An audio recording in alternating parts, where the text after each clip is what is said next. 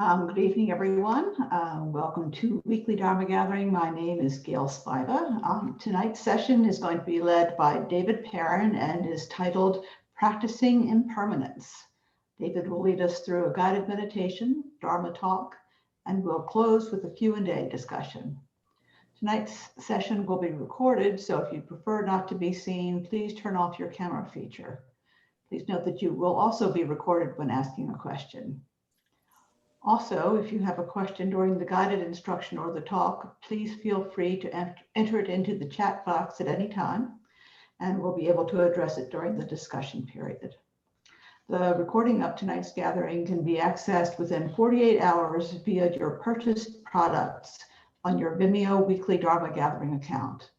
You'll receive an email notification once it's posted. And bio of David. David, who uses pronouns he, him, is a meditation teacher, mentor, and creative arts therapist. For over 2 decades, he has practiced and studied in the Shambhala tradition. In addition to teaching in Shambhala, David has served as Mindful, MNDFL, head teacher and director of Mindful Teacher Training collaborating with senior advisor, Reverend Angel Kyoto Williams, as well as co-founder of Mindful Ed, a schools-based program. He is a member of the Presence Collective, a group dedicated to personal transformation, social justice, and collective liberation. He has co-taught Radical Roots, a deep practitioner training with Megan Mook, and has taught with Weekly Dharma Gathering, an online meditation community, which is this. David has led meditation throughout New York City at schools, corporations, and nonprofits. Learn more at davidbperrin.com. So, thank you. All yours. Thank you, Gail. Thanks so much. Thanks for hosting us and just for supporting this this important program of Weekly Dharma Gathering. So I thought actually before we get into a little practice, if you all would be willing to share, since we're a small group, and you know, I don't mind if your video's off, that's fine. If you could share just through audio, even so we could just hear your voice. One thing you're feeling appreciative for in this moment. So when I say, what is one thing that pops into your mind that you're appreciating in your life right now? Could be have to do with relationships, something about your spiritual path, meditation. It could be a physical thing, physical object. What is one thing you're feeling appreciative for at this time?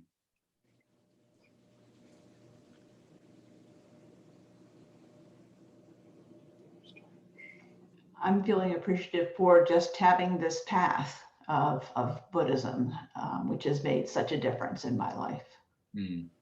Great. Thank you, Gail. Hi, David. It's Tim and Ainsley. Hi. I thought so. Hi. Sorry, we're technically challenged today, so we couldn't quite get it figured out. No problem. Nice to hear your voice. Well, so you each get to say one then. All right, good. Oh, Tim's so thrilled. I'll go first.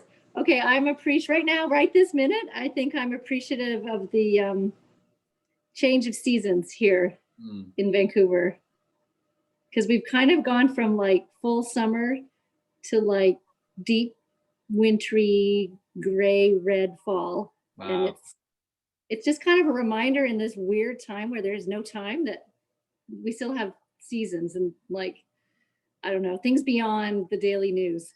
Yeah, so good. Thank you, Ainsley. Tim, what about you? For me, I mean, I just got here recently. I was in New York until last week, and I'm here now, and just got out of quarantine, and I just feel in all this chaos and all what's going on, to be able to tap into something like this, even though like I don't know what's going on, but I know I can come and be here and talk with you. And it means a lot to me to know that this is around and this is an available resource, and that people are here and I can connect. Great. So good. Yeah. Thank you very much. And I know you were, speaking of MNDFL, were a regular there, and that was something that we counted on, and that studio's closed. So Yeah. fitting with the theme tonight, but finding other ways to tap in. Yeah. Really. It means a lot. Really good. Appreciate you. Mark or Sheena? Sure, I can go unless Sheena would like to go first. I'm feeling like what's most present is something that happened today. My Dharma path's been really rich lately, but I ended up going to shopping with my son, and because his monitor died, and which was kind of a pleasure to just be able to hang out with him. And I prepared dinner literally before I got on this call and left it cooking. And I know that my kids are going to be able to kind of like take care of themselves, and I can be here and just enjoy myself. And so I'm really just appreciative that they are capable. You know, the house won't burn down, and they're really they're good kids. So I'm feeling that right now. Yeah. Thank you. So good. Thanks, Mark. And I'm appreciating all those years of hard work that you put in as a father to be able to arrive at a moment like this. Really appreciating that about you. Yeah, thanks. Sheena?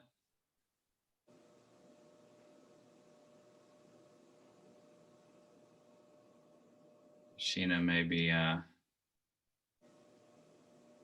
maybe otherwise disposed at the moment. So Sheena, if you come back to us, feel free to chime in. Yeah, I'm feeling really appreciative for each of you actually in this moment, for us to be together as a group and hearing a little bit of Dharma and practicing meditation, but yeah, for each of you to take the time and the effort and kind of like tap into the network of consciousness raising and awareness raising and heartfelt practice. It's sometimes can be easier to figure out what the next Netflix show that we want to start watching is. So to actually sort of maybe take a little less traveled path, it takes a little bit more effort mentally, but to get us here and sitting and listening and practicing for this time is, yeah, really appreciating that. So we're going to move into a little bit of meditation. I'm going to assume that you're all in your spots. So if you want to just do kind of like a resettling, any kind of wiggling or shifting or stretching, that is good as you come into your seat and just really feeling the groundedness, giving your body to that sense of gravity that is this connector, this very interesting connector, right? That this force of physics could support us in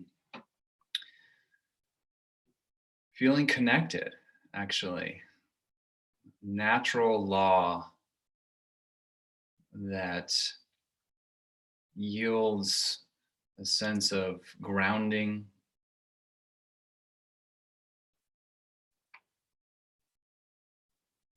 gravity is encouraging us as we feel that lower half of the body. Maybe there's a couple muscles or muscle groups that we can ungrip, untense. So often amazing to me how I can notice my body, even when I'm not aware of it, being on this like level of alert, right? Like if I need to jump up at any time, my muscles are sort of halfway engaged. And so in meditation, we consciously give those muscles permission to settle down. Shoulders can relax away from the ears. Hands are resting wherever they might be.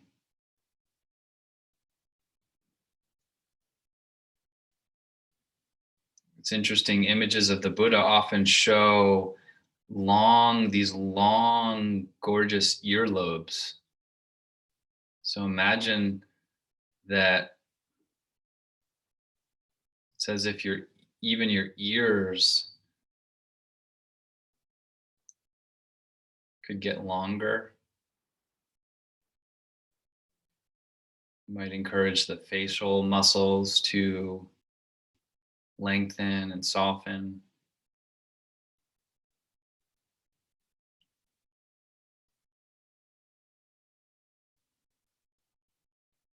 And connecting with some breaths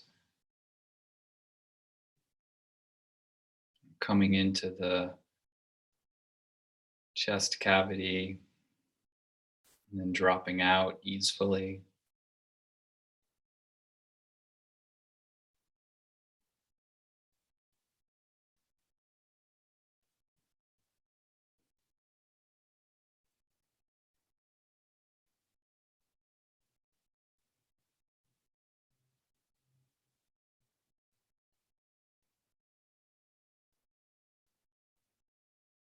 Permission to use that little moment of appreciation that we invoked earlier, whatever kind of pleasure that might bring, let the body feel that.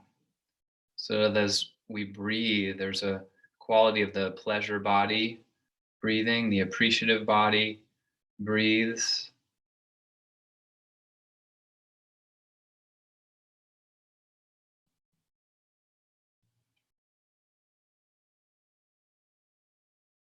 Maybe the stomach is a little less tense.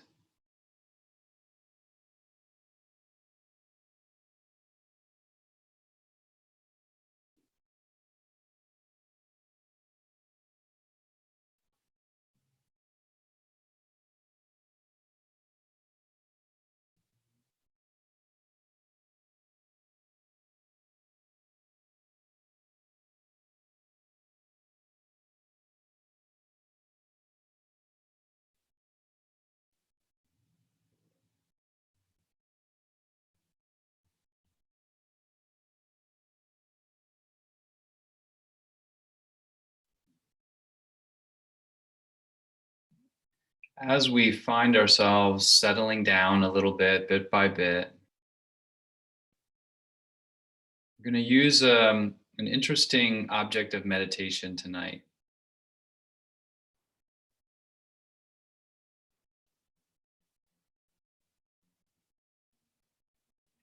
This practice has been called Just Note Gone. And so, what we're sort of focusing on or bringing our awareness to is the end of any particular phenomena that we might notice. So, you might notice the end of a sound. You might notice a sensation in the body that shifts and changes. So, for the purposes of this meditation, it ends and goes into something else. And then mentally, you might notice a thought that dissipates. So, whatever becomes gone, noticing that.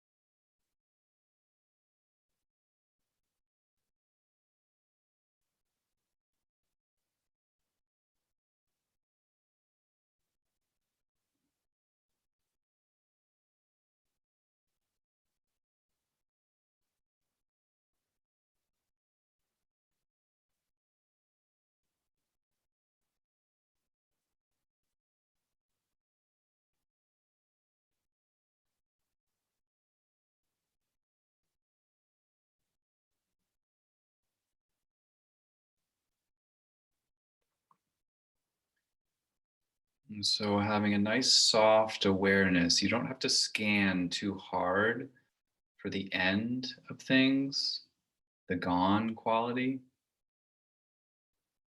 but it is natural to be looking, noticing a phenomenon and then saying, oh, is it going to go? Like, when will the sound of his voice go?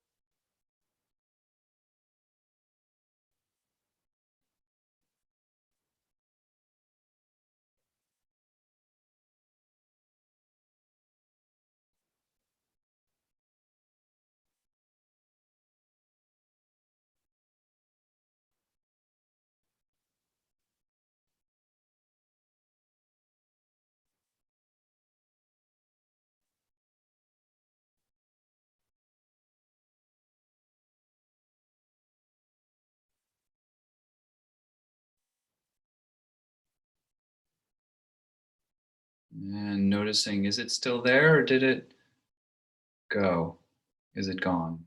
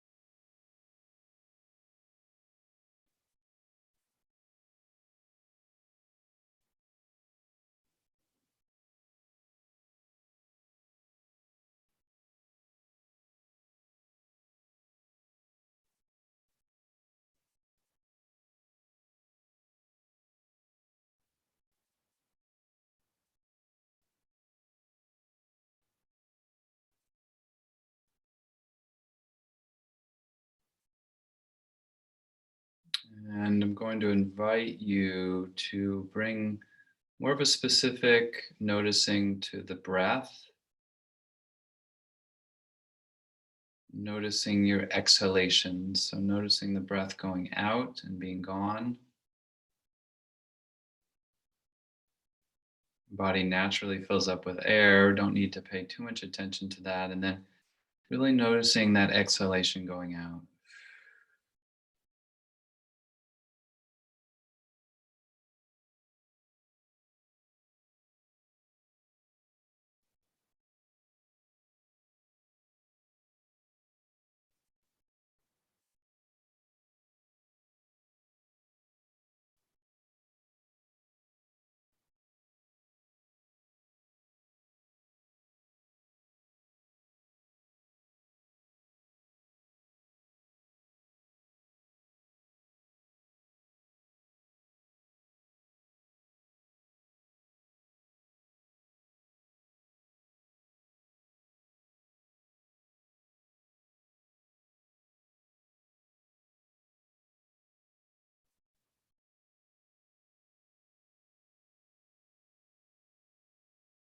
Maybe a few deeper breaths as we begin to close out our practice. Feeling all that breath go out of the body, even if you have to just use a little teeny gentle force at the end to get all the breath out. Again, body naturally fills up with air and then all the breath goes out. Little push at the bottom. Maybe one more time.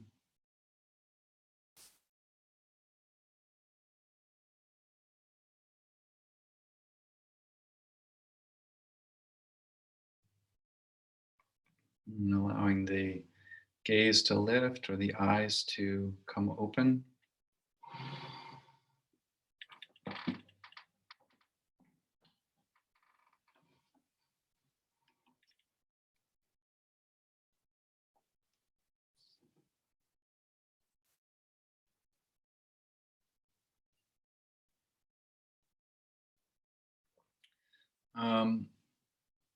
I'd like to ask what you noticed about this meditation. What was something that you noticed or observed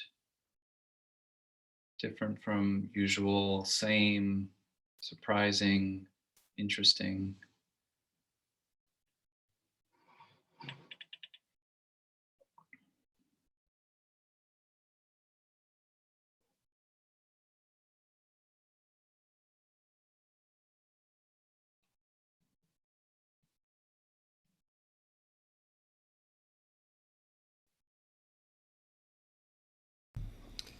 I can share a little bit. Well, I had different experiences because the things that were most notably gone, I have a street next to my house, and I'd hear cars going by and those stopping. There were some physical sensations that went away, but a lot of the physical sensations, actually, it felt more like noticing it was gone was the presence, was arising of other things because I'm having neck pain. So it was more like noticing like some comfort like ending and then pain and just this motion of like how the pain was kind of changing over time. So there was it was both an arising and kind of a falling away quality to it. So Yeah, it was noticeable that things had gone, comfort had gone away because pain had arrived, and then it would yeah. change. And so what then, Mark, was the kind of did it shed any light on, comfort versus pain? Hmm. I mean, mostly that. I mean, it it gave a little bit of a sense of kind of the texture of it. That Mhm. it isn't, that it's kind of that it is. It has lots of qualities and a lot of motion, which was true with the cars too, because the cars were gone and then they came and then they were gone again, or they weren't there. So it was just had a similar quality to the noise outside. Yeah, noticing the subtleties there. That's true for me also. so that then what my mind a little bit can get curious about is like, is pain, what is pain? And also what is comfort? And beyond sort of a sensation, right? And that what when I'm actually have that sort of neutral observer hat on, that so often meditation is really good at providing us, almost like if we invoke the metaphor of science, right? Like the investigator hat on, and then we begin to say, oh yeah, that's pain, okay, pain, but that's what I call that sensation.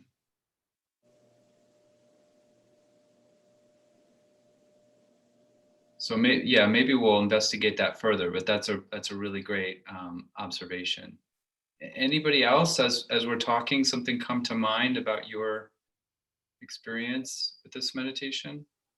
I noticed a similar thing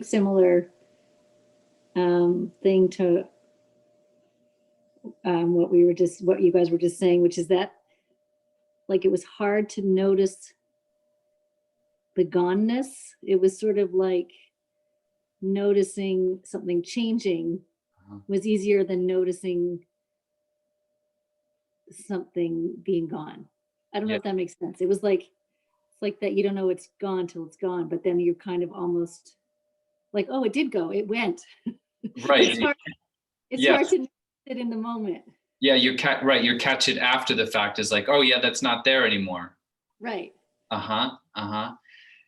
What I'm hearing though is that there's a more of an acute sense, or astute sense, or however one want to describe it, of that change process, right? That it's like, wow, nothing is standing still ever. Yeah, definitely. I just had never thought about it like the going of things, the absence or whatever.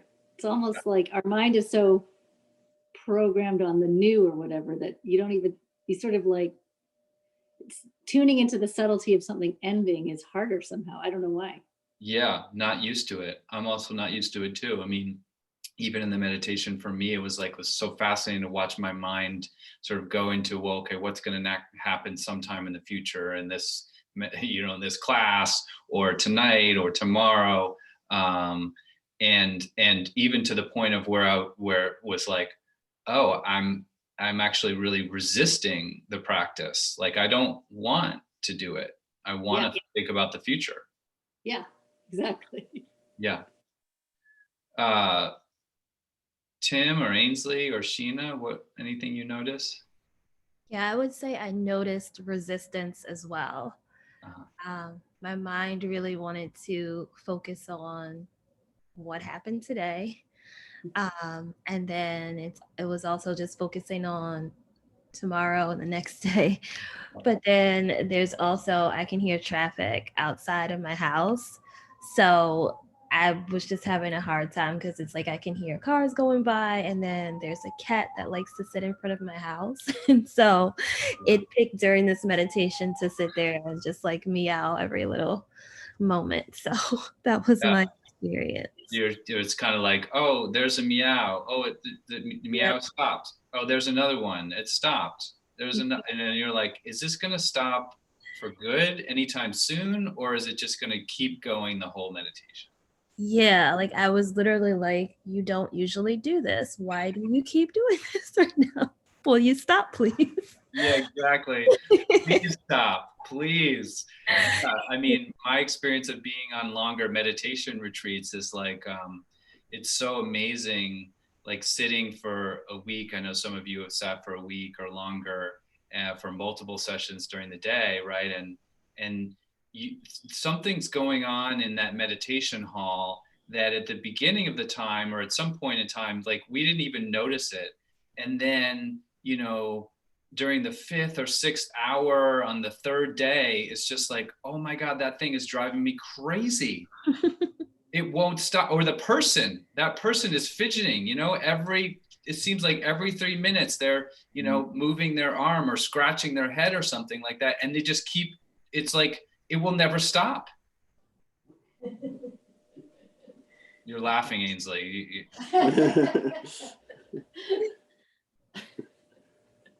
She lives with a fidgeter. Okay. Okay, good. Nothing. Go ahead. No, I was just kidding. Oh. What about for you two? What did you notice? Well, actually, that was me talking before Sheena. Oh, that was you. Oh, wait. So who was talking about that? I was before her. Sheena was talking about. Oh, I thought it was Gail. Oh, I thought that was Gail. Okay, sorry. Here, I'm going to turn our. Okay. We're not technically challenged anymore. I'm turning on the camera. Oh, good. Okay. I thought that was Gail. Good. Thank you. You shared that. So Tim or Gail, what about you all? Well, for me, I'm doing laundry right now, and so actually the hum and the sort of whir of the laundry going. At first, I was like, okay, we sat down, and that's all I could hear. And about halfway through, it was almost peaceful. It's like it's just doing its thing. I'm gonna let it. It's not intrusive. It's just there, and it's happening, and I don't need to concentrate on it. And before I knew it, it wasn't there. Like I wasn't thinking about it at all. And obviously it's still running, but it just basically, it was when I first sat down, it was all I could think of. It was like, oh shit, I was like, I shouldn't have started this. But then like 2 minutes in, that's just doing its thing. Yeah. It's fine. I don't have to concern myself with it. It's just going in the background. It's not a problem. Yeah. I mean, it's hard for me not to want to extend that as a metaphor into more of a profound territory, which is like, there is a quality of this world that we live in. It's like it's doing its thing. Yeah. But then we kind of want to control it. But then when we just sort of like submit. Right. There's a quality of surrender. That's an interesting term actually that comes up in Tibetan Buddhism, this term of surrender, right? Because it's I don't know. I mean, for me, it's provocative because it doesn't mean give in. Does it mean give over one's autonomy or power even to something else? But when we talk about, like you mentioned, Ainsley, the seasons, I mean, for me, I moved out of New York City. Now I have a house with some trees in the yard, and I'm like, Jesus, the leaves. Yes, the leaves. The leaves, they keep coming. I rake them and they keep coming. And I rake them and they keep coming. These trees were so beautiful, and now it's like, stop with the leaves. And then they'll be gone. Yeah. And so, we are so often fighting with our experience of the world as it is. And this is this tricky thing. I mean, Mark and I have talked sort of in different ways about this a lot together, but this notion of like surrender or being with things as they are, with at the same time a wish for no one to suffer, and the impetus to be of service, to offer ourselves to the world in a way that is helpful, and may include, when we really look at the values that we want to see lived and represented on this planet, may include trying to alter the course of affairs. So how do we sit in this place of being with what is, surrendering to reality, and also have that impulse to for things to be different than they are? And I could say more. I don't want to leave Gail out. If you wanted to offer any reflection, Gail. Sure. I guess my experience was, okay, where are their endings? And my mind is trying to search for endings. And finally it's like, okay, the breath, that ends. And so that's what I was kind of with. And then my cat was scratching at the door to my home office. And I'm like, did it end? No. Oh, oh. So there was a lot of whirling going on in my head, looking for endings. Looking for them and sort of almost, as was been said before, like, am I catching them? Or Yes. Yeah. The cats. I mean, all we now need is Mark's cat to jump on him. We'll have a full. Somehow the cats are figuring into this theme tonight. So I want to just leave space. We've talked about a lot of things, provocative things. I can keep talking. I don't know if you have questions or there's something that's coming up for you in this moment that you're, wondering about or connecting some dots or.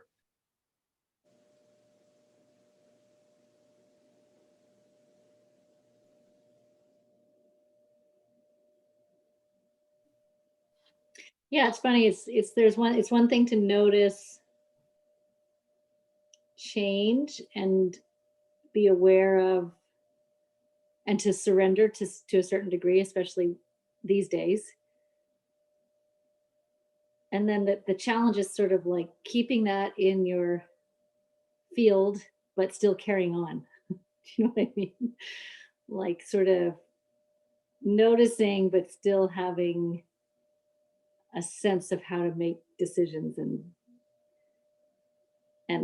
like sort of acting as though we have more control than we do.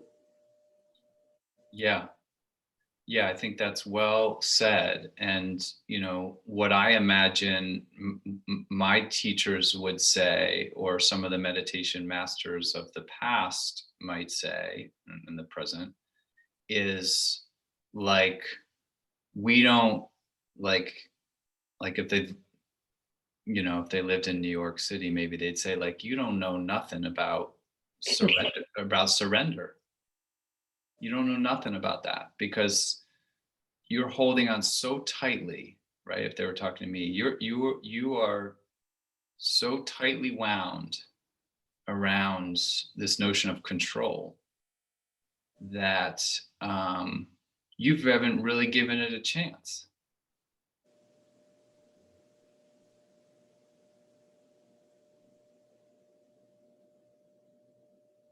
Which is what's interesting about this practice. And a few of you said, "Yeah, that's like I don't normally do that." One of the experiences I had tonight was like the relief. It's also that, those of you who have done within the Shambhala training that level 1 technique where you go out with the out breath. There's this quality of completely dissolving and going out. And that, I think, is another way of thinking about sort of surrendering to what is in this moment, and kind of observing how that grasping mind or that fixating mind comes back in, right? We dissolve and then it re-arises. We dissolve and it re-arises. And it's not so easy, particularly those of us who've learned it as beginners or who you've done a practice similar to that. It doesn't necessarily show you immediately the peaceful nature of your mind because it really does illuminate this grasping quality. But if we can find the satisfaction in allowing things to fully end and fully rest in the moment that they do, this is just something that is like can be deeply satisfying, deeply nourishing, to fully surrender, to fully let go and allow things to be end to end, and just be in that open space of not knowing what's going to be next. It's like the body is like all the air going out of the body. On one hand, you could say, "Oh, that means I'm dead," which is terrifying. On the other hand, you could say it's just like the full rest, full stop. If you're a musician, right? Full stop.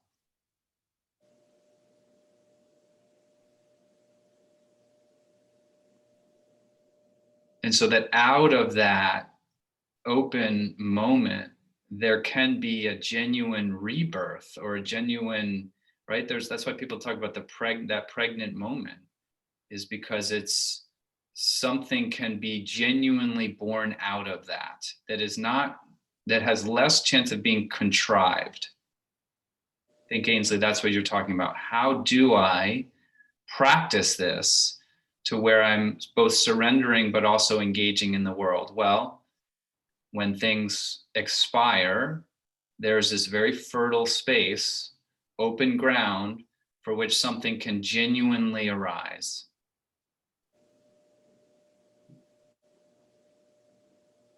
And in the case of, as Mark brought up, this notion of like what feels comfortable or pleasurable and what feels painful, it's so interesting to me, because when we start to think about them just as sensations that don't necessarily have such, like this is a positive correlation, this is a negative correlation, then the diversity of options, the nuances that arrive at our doorstep, right? Like there's so much nuance, there's so much complexity there, that there's like these new synaptic connections that can be made for, again, a genuine move to be made, a genuine expression of what we care about, that is not laden with all of the habitual patterning of the past and all of the kind of projecting that we're doing to try to control the future.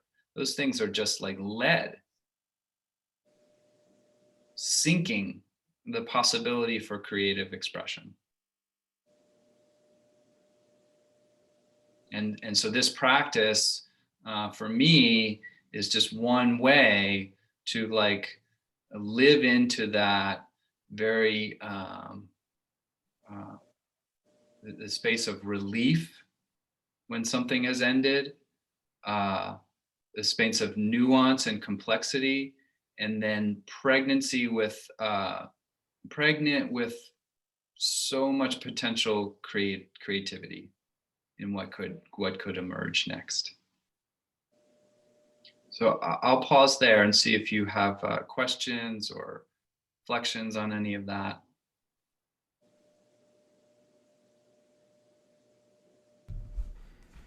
I might reflect a little bit. I'm noticing like right now I'm not in much pain, I think, and I noticed that earlier today I didn't notice that I had pain, and so I failed to take action. I didn't take some medicine that might have made it better. But as I've kind of been examining it, I feel like there's enough space for me to look at it and be like, well, what's the action that I can take now? And it feels a lot less, it's more neutral. It feels, I think some other practice that I've done lately is just kind of like appreciating and taking joy in like right now I'm not in pain, and it's pretty nice. I like it. And so that kind of like that, being able to enjoy those different gradations and but also, like figuring out, okay, there's 3 different actions I can take, and kind of being able to be present in a way and an actor in that space, as opposed to earlier in the day where I was consumed with other things and ignoring this and not really dealing with it. And so those are the kind of noticing the nuance and even kind of taking joy in the neutrality of it, and then having enough space to take action. Yeah, which is really that's in some ways always the trick, right? Like meditation, 80% of the, if we use a war analogy, which is just horrible in a meditation class, but 80% of the battle is getting to the cushion, is like moving the shit out of the way to create the space to be able to do exactly what you're saying, Mark, to create the space to sit down and have some degree of open mind. People, when I would teach corporate meditations, and I would go into some of these like high powered places, where people are going, mean, some of you, a number of you are familiar with these environments where people are going 12, 14 hours a day, high octane. And we would come in and do a meditation class and they'd be like, oh, that was, so great. Like, how can I get more of that in my day? Well, let's start talking about your schedule. And they couldn't find 10 minutes. In their mind, they did not have 10 minutes anywhere in their day. And, at first I would kind of like try to, and then eventually I was like, you're doomed. You didn't like, you can't, no, like this, what you just experienced will not be accessible to you if you don't make that space for yourself. So that's really, really step one. It's even before you meditate, where's the possibility for making space in your life to even be able to notice those things. And then when you do that, wow, there's, as you're saying, Mark, there's options, there's nuance, there's relating to things as sensations. There's a lot of really fascinating, interesting things that can happen.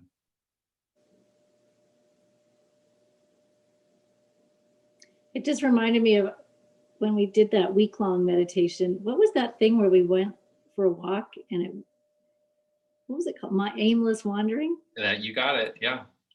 And that was the coolest thing ever, because you live in New York and you're just always rushing to the next traffic, trying to get the next walk signal. And it was so interesting to just like slow down on the street.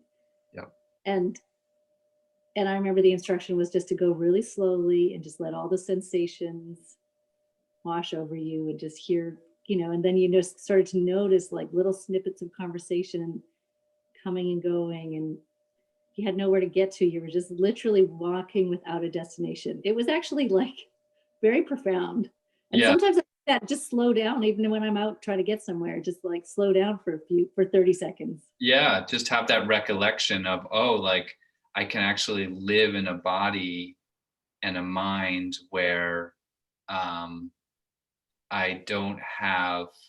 not fixated on some sort of goal orientation or goal. This actually is also a thing within the meditative space too. It's another reason I like this just note gone practice is that there's kind of like not a way to get fixated on a particular result, because you don't know what's going to end. So you can't be like, okay, I'm going to be with all the endings. And as some of you noticed tonight, like you can try to do that, but it doesn't really work. You catch them maybe as they're happening, usually after they're happening. But really all it is you've had a certain curiosity, or your awareness is open enough to just consider like what's going on around you, which is similar to aimless wandering. It's basically saying, go out in the city, don't take your wallet, don't think that you have to do an errand or do any shopping or get to work or meet someone or anything like that. Imagine what it means to just walk around the city without an objective. And that is like a really great use of that open space we were just talking about. And I would encourage all of you to, maybe bring a little bit of that to your meditation practice time, infuse it a little bit, add it as a condiment into your practice, because sometimes our practice can also become like fixated on an objective, like I'm being with the breath. That's what I'm doing here. Be with the breath, be with the breath, be with the breath. And we've just set a new agenda for ourselves. It's granted, it's a more healthy, holistic agenda, but the spirit of meditation, I think that I'm interested in is yes, you want to stay with your object of meditation, and the breath is a good one, but not so fixated on that you can't notice some of the nuances that are going on in your body and in your mind as you're doing it. And again, the just no gone is a good way to relate to those nuances that we're often actually missing, even in meditation, where there's only a certain percentage of them that's available to us.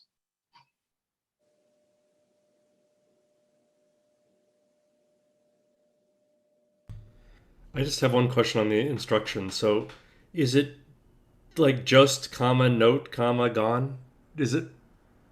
Um, I learned this practice from not directly, but through the writing of Shinzen Young. Okay. And so you might be able to track down. He wrote an article on this a number of years ago that was in the best Buddhist writing of whatever year, and he wrote it as all just like one phrase. It's like a Zen phrase. Like if you were to see a Thich Nhat Hanh calligraphy, it just said "just no gone," and then he did like a beautiful circle or something like that around it, and it was hanging in Right. the carpet.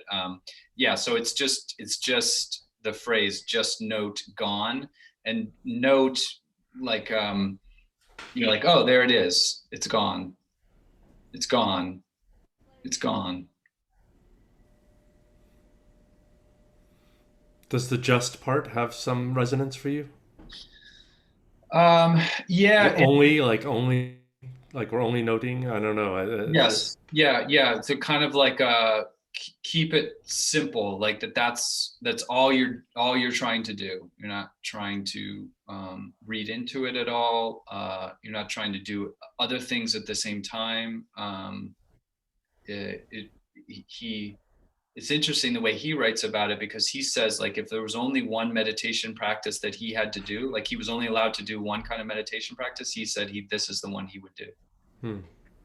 Um, and that'll be a little koan for all of us to think about why that might be. But yeah, I would say that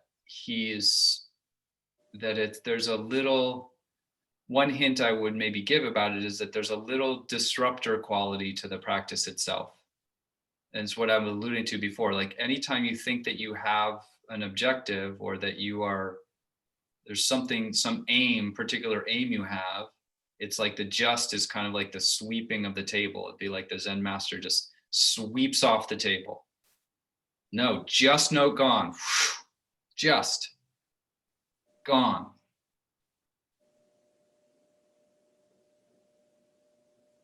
Thank you. Yeah.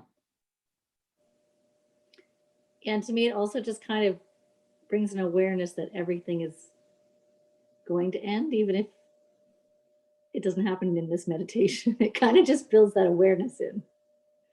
Yeah, it begins to, we get more comfortable with it. Impermanence, the sort of a little bit, to close, I guess, with a little bit more formal Dharma. Impermanence is big, particularly in Tibetan Buddhism and other types of Buddhism, but it shows up in what are called the four reminders. So in the path of more formal Dharma practice, you contemplate the four reminders, and precious human birth is the first, impermanence is the second, cause and effect, the law of karma, is the third, and then the wheel of cyclical existence is the fourth.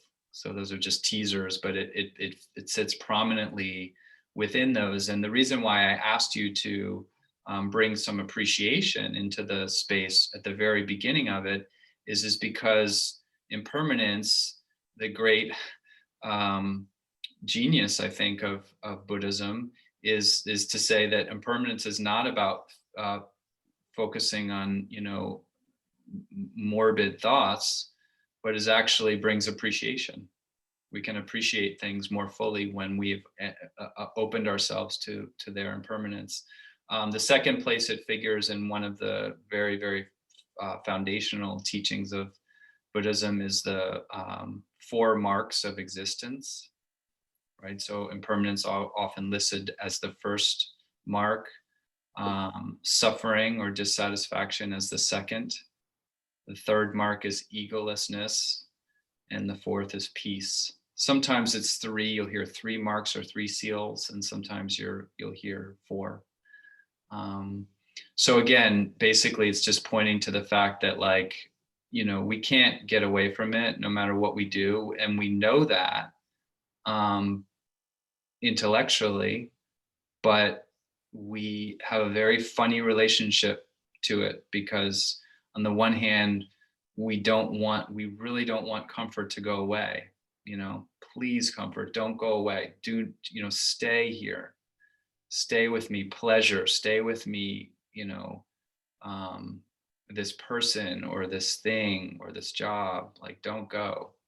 And then on the other hand, we're just begging for this pandemic to leave. Like, if, when can I get on with my life? Not until the pandemic's over. I'm wasting this time. I literally hear people saying I'm wasting years of my life because of the pandemic.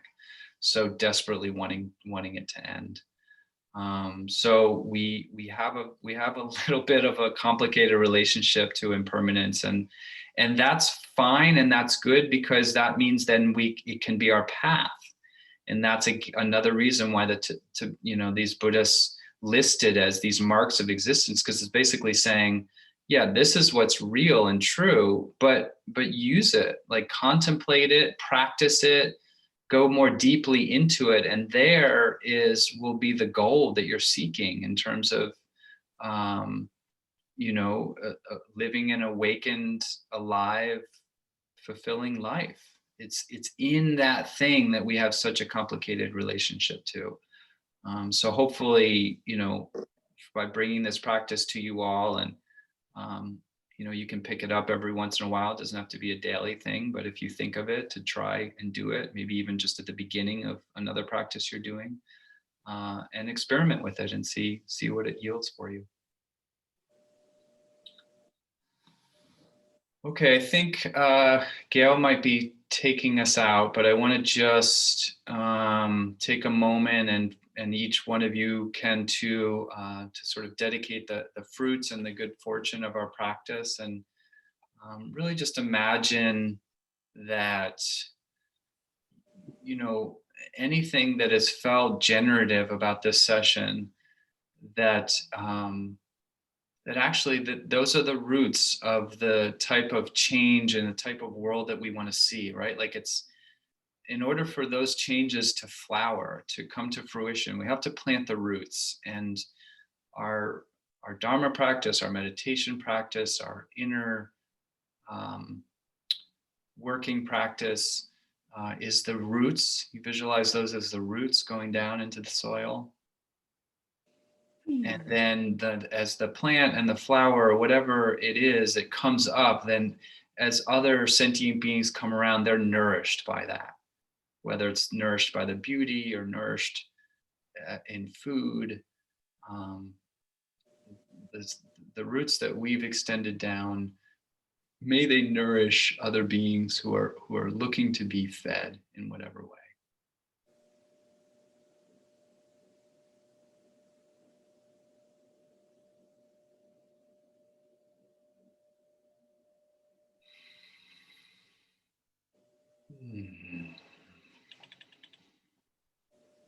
So thank you all so much. It's really wonderful to be with you. So enjoyed our conversation tonight, and look forward to more opportunities to practice together. I am looking towards 2021, maybe organizing some more kind of formal practice on a regular basis for people to tap into. So stay tuned for that. I'll be in touch. If I have your contact information, I'll be in touch. And if not, please leave it with me via the website or my email or whatever, so you can know when we're going to do more stuff together. Thank you. Thanks, David. Thank you. Thank you. Thanks, David, and thanks everybody for joining us for tonight's online Dharma gathering. Next week, we are going to be having speaker Kate Johnson. Don't have a title for her talk yet, but it might be related to her recently published book, Radical Friendship: 7 Ways to Love Yourself and Find Your People in an Unjust World. I would also like to invite you to consider doing the same glam job that I am. We need tech hosts for the weekly Dharma gathering, and you definitely get training, and I enjoy it, and you get to enjoy speakers and everything. So if you're interested in checking that out, just email weeklydharmagathering@gmail.com. And if you're not already a subscriber, you may want to consider doing that. There's a 7-day free trial you can find on the website. Tell your friends. And finally, we invite you to follow us on Instagram at Weekly Dharma and Facebook at Weekly Dharma Gathering. So thanks so much. Thank you. Thank you. Thank you. Thank you.